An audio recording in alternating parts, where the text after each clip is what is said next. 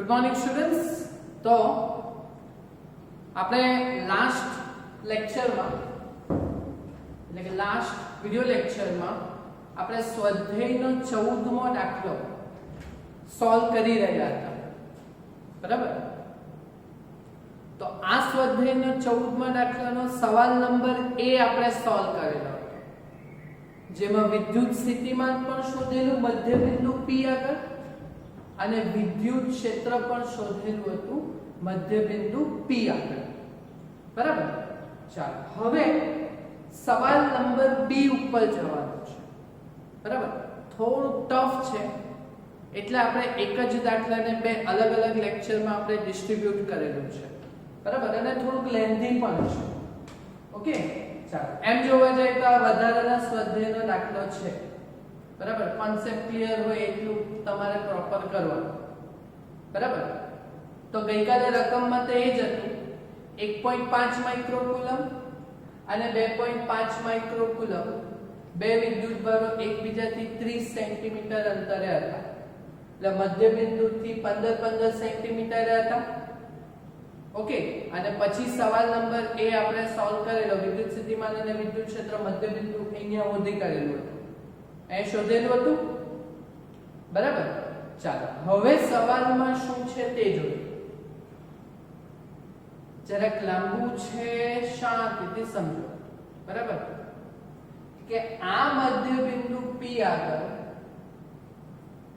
એ વાંચો શું કીધેલ છે, આ રેખાના મધ્ય બિંદુમાંથી પસાર થતી, એટલે અહીંયા મધ્ય બિંદુ ને, ઓકે, મધ્ય બિંદુમાંથી પસાર થતી, પણ પાછું એ રેખાના સમતલને શું છે, લંબ.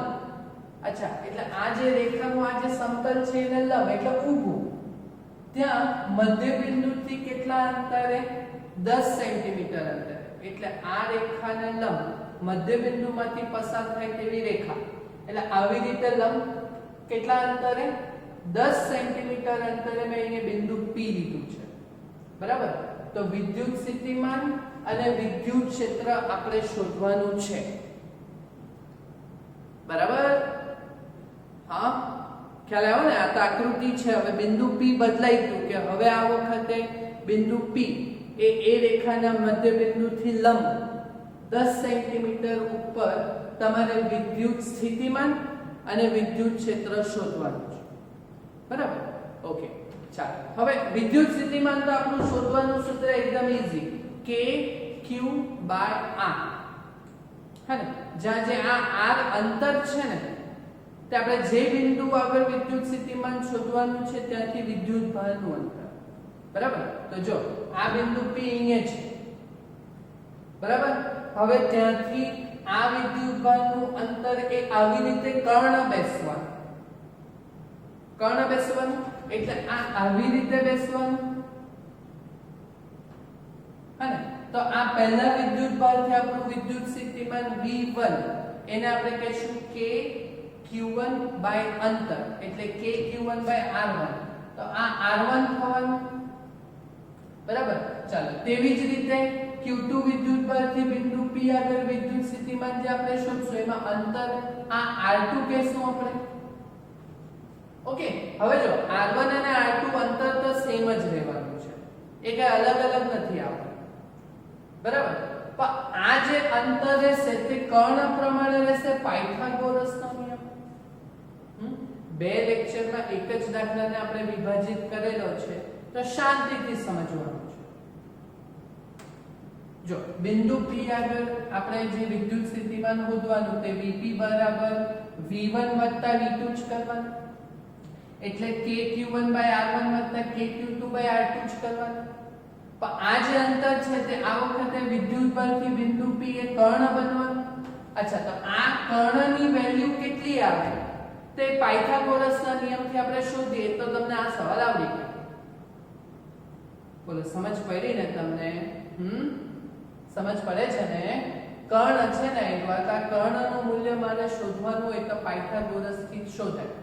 અચ્છા, તો કર્ણનો વર્ગ બરાબર એક બાજુનો વર્ગ વત્તા બીજી બાજુનો વર્ગ, એટલે કર્ણ બરાબર વર્ગમૂળ ઓફ 10 નો વર્ગ વત્તા 15 નો વર્ગ થશે R1 અને R2 બરાબર, વર્ગ વર્ગમૂળ બની ગયું તે બાજુ જઈને તો 100 વત્તા 225 325 નું વર્ગમૂળ તમે કરશો તો 18 આવશે એટલે આ r1 ની વેલ્યુ સેન્ટીમીટરમાં 18 સેન્ટીમીટર થશે r1 અને r2 ની વેલ્યુ 18 સેન્ટીમીટર થશે બરાબર અચ્છા આપણે તો મીટરમાં લઈએ એટલે ભાગ્યા 100 એટલે 0.18 મીટર થવાનું બોલો ખ્યાલ આવ્યો કે નહીં ઓકે તો પછી ગઈકાલના જેમ સેમ ગણતરી અહીંયા બિંદુ P આગળ સ્થિતિમાન v1 v2 kq1r1 kq2r2 k common લીધું q1r1 q2r2 થઈ ગયું k ની વેલ્યુ 9 * 10 ની 9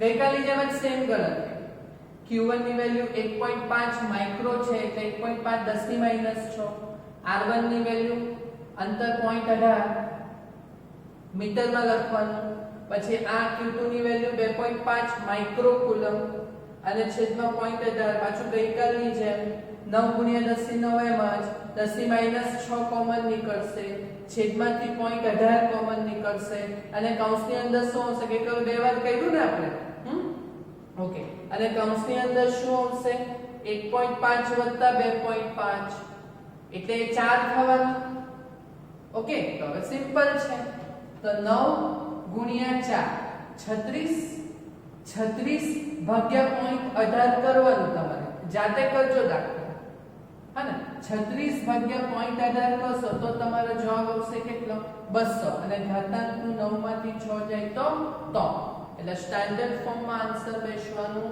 2 અને આ 10 ની 2 ઘાત આમાં જતી રહેશે એટલે 2 * 10 ની 5 વોલ્ટ બોલો સમજ પડી આ સમજ પડી ને ચાલો હવે જે બીજો સવાલ છે તે થોડો લેન્થી છે બરાબર અને ઘણું એવું મગજ આપણે ઘસવાનું છે જૂના કોન્સેપ્ટોને લઈ વિદ્યુત ક્ષેત્ર શોધવાનું છે આ બિંદુ P આગળ બરાબર ચાલો તો શાંતિથી સમજો તો આ બિંદુ P આગળ વિદ્યુત ક્ષેત્ર આને કારણે E1 આને કારણે E2 અને વિદ્યુત ક્ષેત્ર તો સદિશ રાશિ એટલે દિશાને એવું બધું બતાવવા પડશે બરાબર ચાલો તો જોજો આને કારણે ઉદ્ભવતું વિદ્યુત આને કારણે ઉદ્ભવતું વિદ્યુત ક્ષેત્ર E1 આ ધન છે ને એટલે આમાંથી બહાર નીકળે એટલે આ બિંદુને મારશે એટલે આ બાજુની બાજુ આવશે પહેલું ચેપ્ટર બરાબર ભણેલા છે ને તમે એટલે આ E1 ની દિશા આવશે બરાબર ચાલો સેમ એવી રીતે આ બિંદુ P ને કારણે વિદ્યુત ક્ષેત્ર આ પણ ધન છે એટલે આનામાંથી વિદ્યુત ક્ષેત્ર બહાર નીકળે એટલે બિંદુ P થી આ બાજુનું આવશે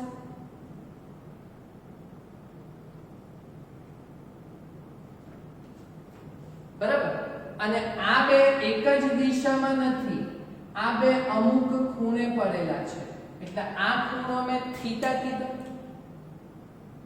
આ ખૂણો મેં થીટા કીધો એટલે આ પરિણામી વિદ્યુત ક્ષેત્ર છે ને બિંદુ P આગળ EP તે જો એક જ દિશામાં હોતે તો E1 + E2 થતે પરસ્પર વિરુદ્ધ દિશામાં હોતે તો યસ્ટરડેની જેમ E1 - E2 કે E2 - E1 થતે બરાબર પણ આ વખતે એ લોકો એકબીજાના અમુક ખૂણા ઉપર પડેલા છે થીટા કોણ ઉપર ખ્યાલ આવે છે ને તમને હા તો આ જે થીટા કોણ છે તો એ ધોરણ 11 ચેપ્ટર નંબર 4 ચતુષ્કોણનો નિયમ એને એટલે એ સૂત્ર તમને જો યાદ હોય તો ચતુષ્કોણના નિયમ મુજબ પરિણામી વિદ્યુત ક્ષેત્ર જો શોધવાનું હોય તો પરિણામી વિદ્યુત ક્ષેત્ર બિંદુ P આગળ એટલે EP² = E1² + E2² + 2E1 અને 2E1 E2 અને બે વચ્ચેનો ખૂણો થીટા છે ને તો cos થીટા બોલો આ વસ્તુ તમે ધોરણ 11 માં ચેપ્ટર નંબર 4 સદિશોમાં સમજાવેલું હતું ને કે અહીં બે સદિશો એકબીજાથી થીટા કોણે છે એટલે પરિણામી સદિશ શોધવા માટે ચતુષ્કોણનો નિયમ બિંદુ P આગળ વિદ્યુત ક્ષેત્ર EP નો વર્ગ બરાબર E1 નો વર્ગ વત્તા E2 નો વર્ગ વત્તા 2E1 E2 cos θ. આ સૂત્ર છે. તો પહેલા આપણે શું શોધશું? E1, પછી શું શોધશું? E2, અને પછી શું શોધશું? આપણે θ ની વેલ્યુ પણ શોધવા પડશે. બરાબર? તો શાંતિથી સમજો, ઉતાવળ તો નથી ને? ચાલો તો પહેલા E1 શોધીએ. E1 નું સૂત્ર, વિદ્યુત ક્ષેત્રનું સૂત્ર શું? K Q/r². એટલે E1 નું સૂત્ર K Q1/r1².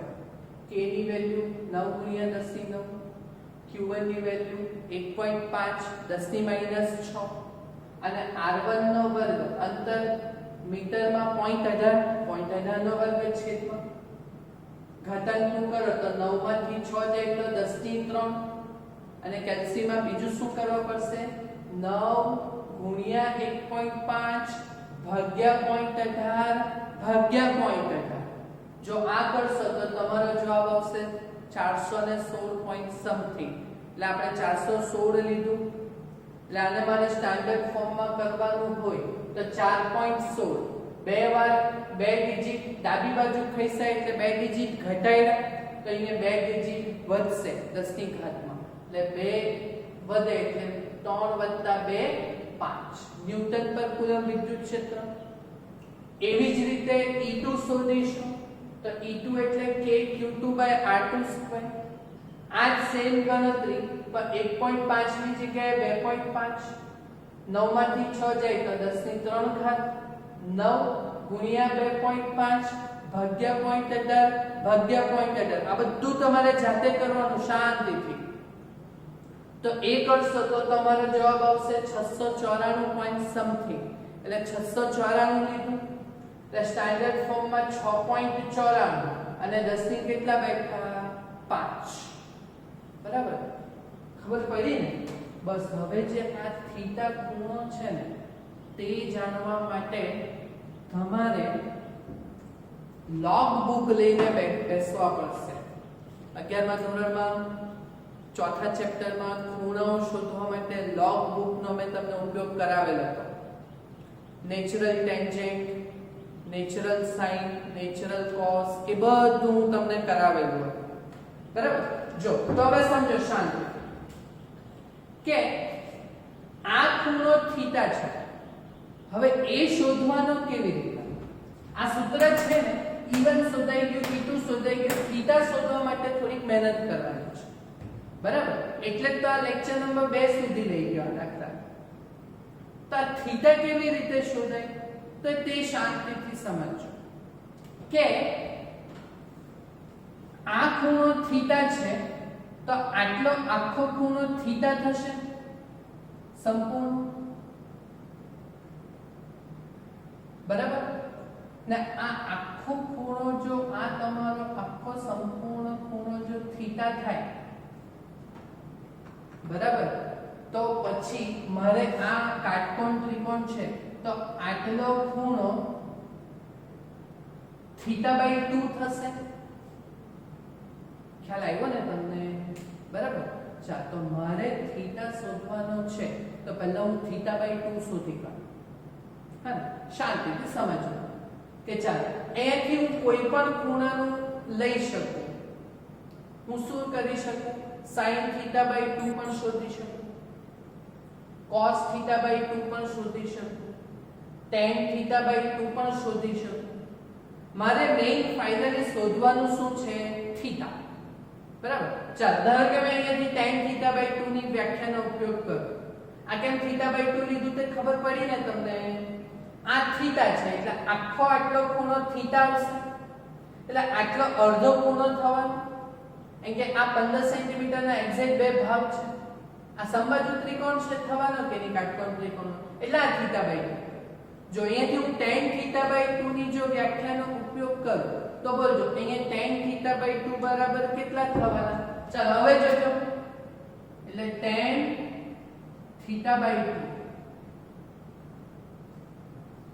is equal, ચાલો tan θ/2 tan ની વ્યાખ્યા સામેની બાજુ ના છેદમાં પાસેની બાજુ.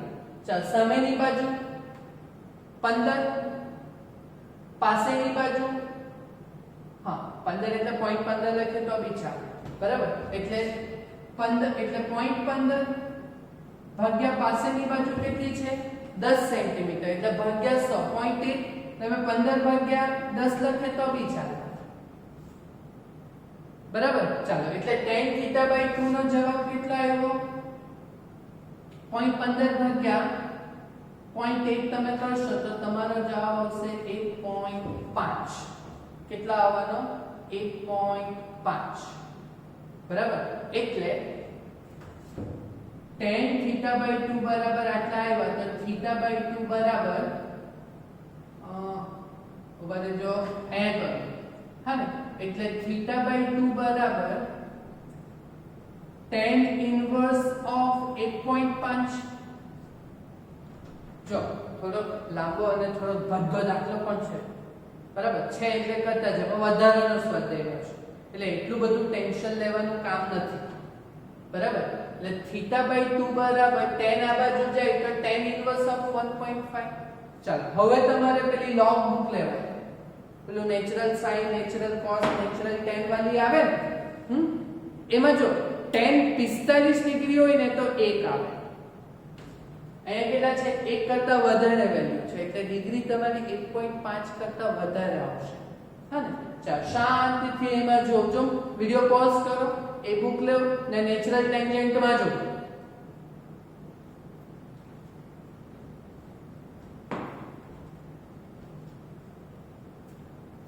tan 45 એક છે ને 50 ડિગ્રી માં જો 1.3 4 જેવું હશે. 53 ડિગ્રી માં જો 1.47 48 ના અરાઉન્ડ હશે. તો એની આજે એમાં જમણી બાજુ જાઓ, બધું શીખવાડેલું છે ડ્યુરિંગ લેક્ચર ક્લાસમાં તમને બધું શીખવાડેલું છે. જો 53 ડિગ્રી અને 0.6 ડિગ્રી ઊભું 53 ના આડામાં 0.6 માં ઉપર જોતા 1.5 અરાઉન્ડ છે કે નહીં છે ને હા. એટલે હા તો જો તો પછી θ by 2 બરાબર તમારું કેટલું બેઠું 53.6 ડિગ્રી બેસે, બરાબર ને. એટલે θ બરાબર θ by 2 બરાબર 53.6 એટલું જ બેસે છે ને. નહીં 56 માં જોજો 56 માં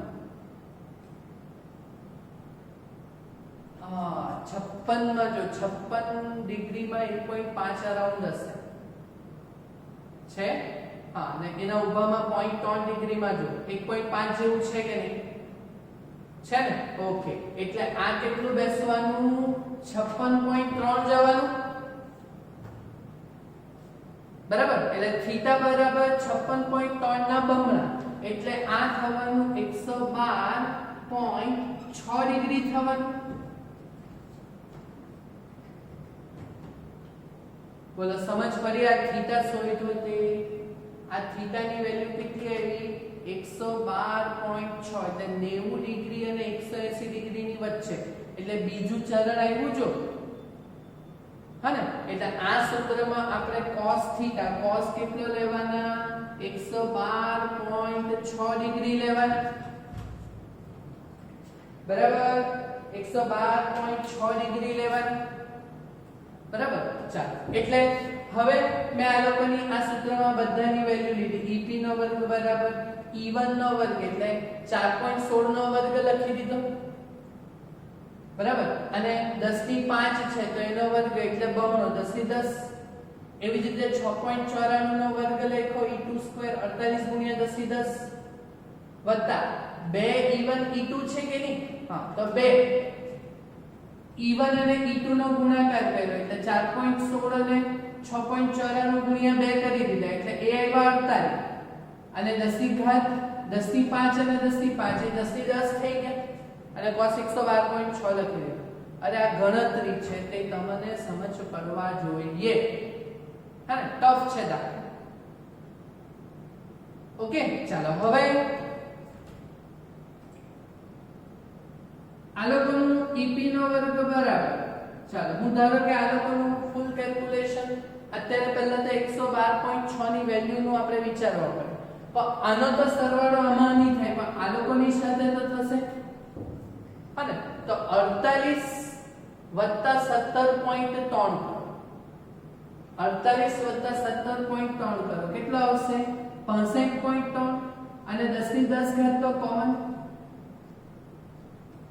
ઓકે, ચાલો વત્તા 57.8 અને 10 ની 10 તો એમ જ. હા, અને આ cos 112.6 એ તમે કેવી રીતના જોવાના?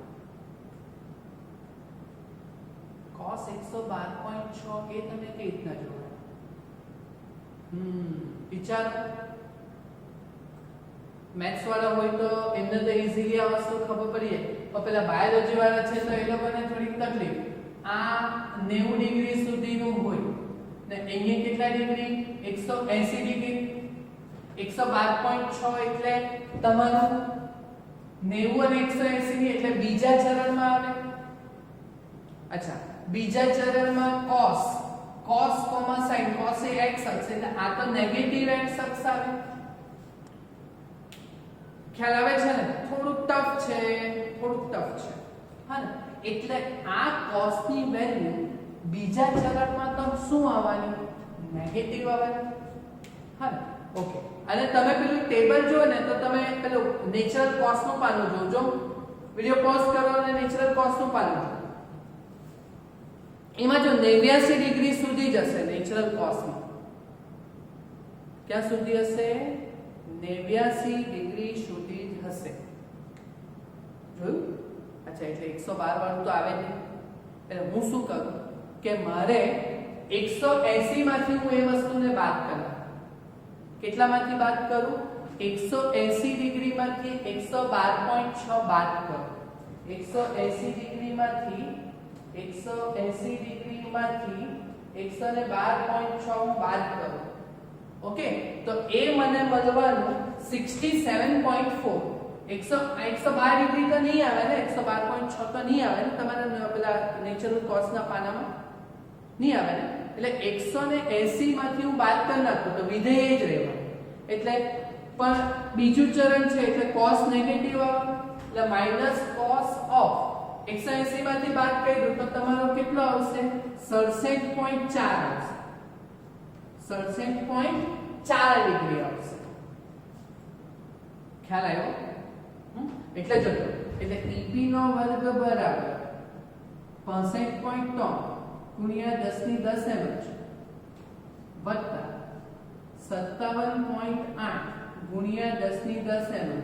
હા, અને આ નેગેટિવ ઓફ હવે જોજો મેં નેચરલ cos ના પાના 67 ડિગ્રી અને પેલું ઊભુંમાં 0.4 માં જો 67 ડિગ્રી આડું અને ઊભુંમાં 0.4 માં જો ત્યાં તમારી વેલ્યુ કેટલી પડેલી છે? જો હશે 0.38 સમથિંગ હશે. છે 0.38 છે ને? ઓકે, બટા બીજું ચરણ છે એટલે આ cos વાળું આપણે નેગેટિવ લીધું એટલે માઈનસ આપણે 0.38 જેવું છે ને 67.4 નેચરલ cos માં, નેચરલ cosine માં છે ને? બોલો સમજ પડી? આ પતી ગયો. હવે સિમ્પલ કેલ્ક્યુલેશન જ જોવાના. એટલે EP નો વર્ગ બરાબર 65.3 ગુણ્યા 10 ની 10 એમ જ આ ઓછા આગળ આવી જશે, ઓછા 10 ની 10 ઘાત એમ જ. આ ઓછા આગળ આવી ગયા 57.3 હાથે 0.38 નો ગુણાકાર 57.3 ગુણ્યા 0.38 નો ગુણાકાર થશે તો એ કેટલો આવશે? 21.77 આવશે. ખ્યાલ આવે છે? હા, ચાલો તો EP નો વર્ગ બરાબર હવે જોઈ લો 10 ની 10 ઘાત એમ જ બરાબર. અને આ 65.3 માંથી 21.77 બાદ કરો. હા, તો એ આવશે 43 43.5 જેવું આવશે બરાબર હા એટલે EP નો વર્ગ બરાબર આટલું થયું એટલે EP બરાબર આ વર્ગ આ બાજુ જાય તો વર્ગમૂળ એટલે 10 ની 10 ઘાત નું 10 ની અડધી ઘાત થઈ જશે 10 ની 5 ઓકે અને 43.5 જે તમારું આવેલું છે 43.5 આવેલું છે એનું તમારે રૂટ લઈ લો હા ને તો એ તમારું કેટલું આવશે 6.6 જેવું આવશે બરાબર આ બોલો આવી ગયો ને વિદ્યુત ક્ષેત્રનો જવાબ એ EP બરાબર આટલું આવ્યું ન્યૂટન પર કુલમ બોલો સમજ પડી હે ही समझ पड़ी ओ जो थोड़ा लेंथी છે ને આ બધું થોડું ટફ બી છે થોડું કે એમ જોવા જાય તો તમને તો બહુ બધું ટફ લાગશે બરાબર તો કઈ નહીં વાંધો નથી એટલો બધો કઈ પૂછાવાના ચાન્સીસ નથી કેમ કે વધારાનો દાખલો છે વધારાના સ્વાધ્યાયનો હા ને બરાબર એટલે થશે ટ્રાય કરજો તમારી રીતે આવડે તો ઠીક છે નહીં આવડે તો એટલું બધું ટેન્શન લેવાનું કઈ કામ નથી હા ને ચોપડીમાં એવું બધું બહુ છે જે તમને નથી આવડતું બરાબર તો ભાઈ એમાં આનતા કરી દેજો ક્લિયર પણ કઈ નહીં હું શું કહું સ્વાધ્યાયના 14 નો સવાલ નંબર A સમજ પડી ને અને સવાલ નંબર B નો આ પોર્શન નંબર 1 ખબર પડી ને આ વિદ્યુત ક્ષેત્ર વાળું ટફ છે બરાબર ટ્રાય કરજો સોલ્વ કરવાનું નહીં થાય તો ઠીક છે સમય છે okay clear okay fine thank you આ નોટમાં કોપી કરી લેજો બરાબર અને મને ખબર છે આ મોસ્ટ પ્રોબેબલી બધા સ્ટુડન્ટ્સ આ બધું આ દાખલો તમે જાતે સોલ્વ નથી કરવાનો હા ને ટ્રાય કરજો ઓકે થઈ જશે ને નોટમાં હા તો કાલે આપણે ચેપ્ટરની પહેલી થિયરી હા ને ડાયપોલ થી ઉદ્ભવતું સ્થિતિમાં એ નેક્સ્ટ લેક્ચરમાં સોલ્વ કરીશું એ ઇમ્પોર્ટન્ટ થિયરી છે ઓકે થેન્ક યુ